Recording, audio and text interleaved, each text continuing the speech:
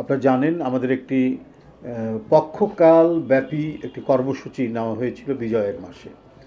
এটার শিরোনাম ছিল বিজয়ের মাসে বিজয়ের মশাল।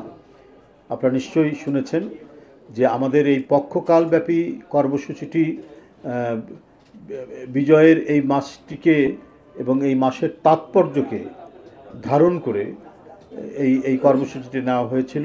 এই বিজয়ের মাসের সাথে শহীদ রাষ্ট্রপতি জিয়াউর রহমানের নাম ওতপ্রোতভাবে জড়িত, কারণ তিনি ছিলেন সেই যুদ্ধের এবং আমাদের স্বাধীনতার মহান ঘোষক এবং একটি সেক্টর কমান্ডার। সুতরাং জিয়াউর রহমান তাই ইতিহাসের অংশ। পক্ষকালব্যাপী 16 ডিসেম্বর পর্যন্ত আমাদের এই কর্মসূচিটি পালিত হতো।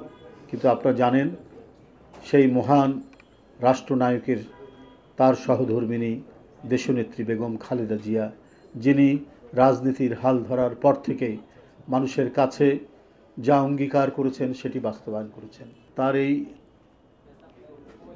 জীবনের